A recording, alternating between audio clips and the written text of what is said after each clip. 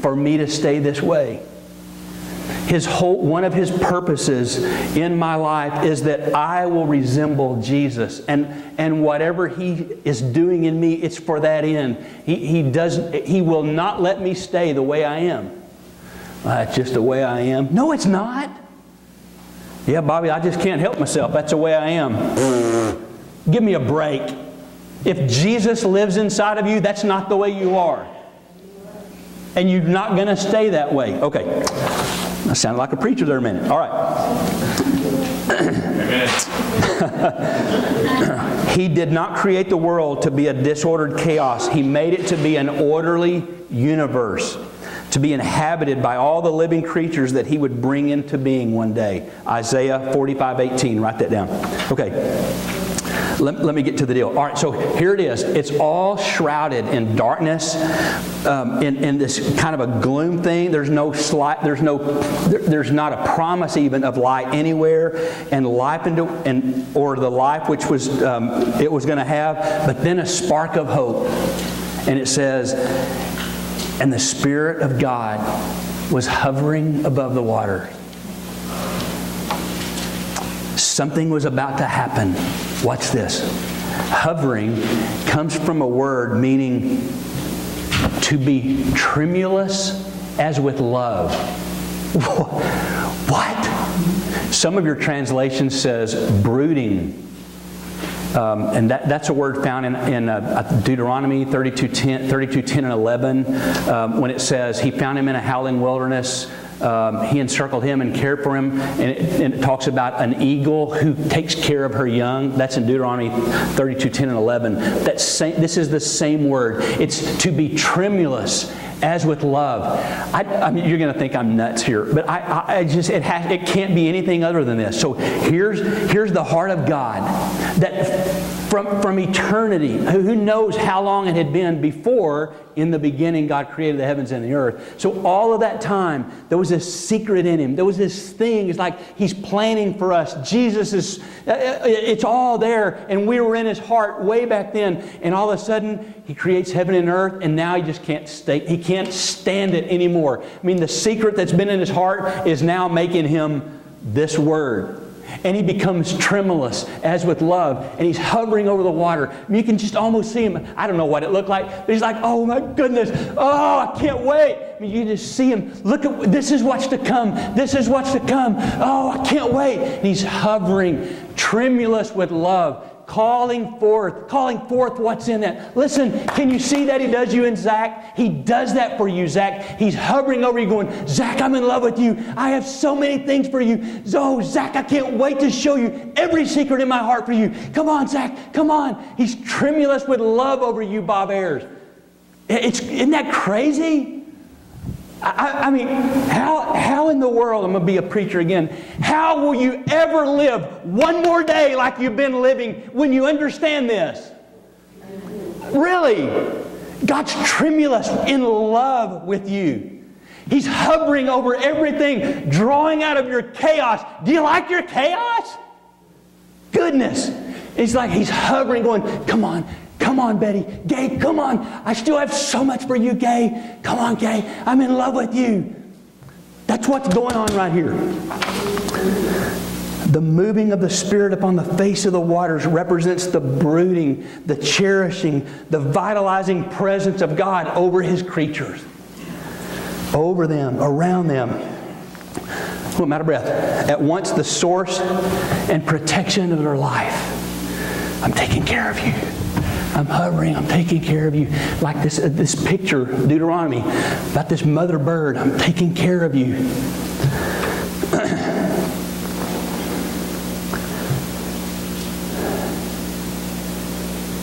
He's vibrantly moving, hovering, fluttering over this shapeless.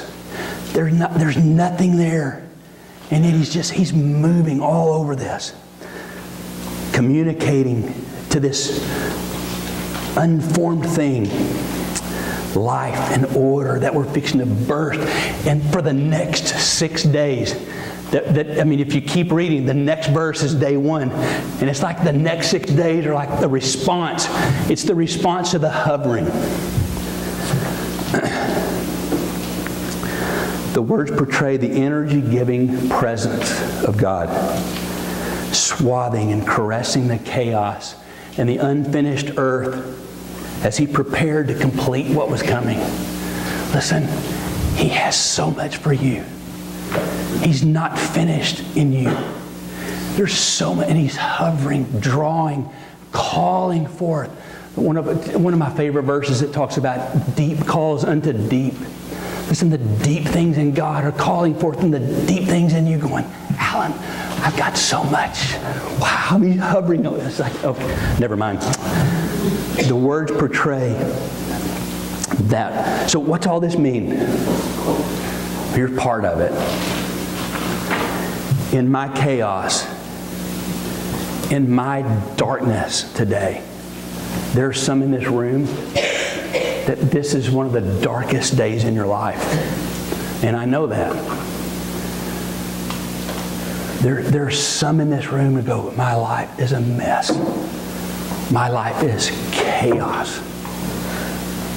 Can I tell you that you are here today because the Holy Spirit is hovering, drawing, caressing, brooding, loving you, drawing you to Himself, going, it's not what you think. There's so much left to do. And I can't wait to show you. Isn't that incredible? He's calling forth things that are not as though they were. I'm telling you, the other night, we were sitting by Tony and Renee and Eddie and Anita at the basketball game, and the cheerleaders from the other town were doing like these backflips. And some of us were making jokes about that and stuff. But that's kind of that's what I want to do, right? When I see this, I go, I do. I want to stand on my head and spit dimes or whatever. It's like, I was just saying, like, really? Really? Yeah, really. There's darkness in creation. There's darkness in the deep waters of my soul. What's this? And then one day, God speaks. Let there be light. Wow. When God speaks to you, and when God speaks into you, when God speaks into your darkness, when God speaks into your chaos, when God speaks into that thing that is just killing you right now, let there be light. And it's like the covering of darkness gets pulled back as He moves and He breathes and He cherishes and He lights up your way. All that is in me, when God speaks, all that is in me is like this. There's a word there that I left out. I forgot. It talks about it vibrates. And when God speaks, something begins to vibrate and resonate in me. And I go, yes. Yes, it is true. Yes, it can be true. This can be true. And my life can forever be changed because of the hovering of the Holy Spirit of God.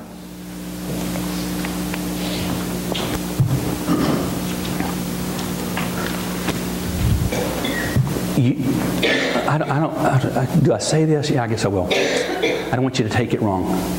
You have been impregnated in your spirit with all of these things that the rest of your life God is going to be calling out of you. It's like when I told you that quote last week about when I said a couple of Wednesday nights ago, the Mark Twain quote about the two most important days in your life are the day you were born and the day you discover why. And it's like when Gary heard that, it's like in him this thing began to vibrate. Yeah, it was then. It was right there. It was on that map, right there on that map when that day happened for me. And right there on that map, and this man, it's like God going, okay, see? And that can be you today. That can be me today. As God swoops into the junk going on in my life and goes, nope, you're not staying this way. Come on. I'm going to call forth. I'm drawing forth all that I put in you from the foundation of the world. Isn't that awesome? Tell me what you heard.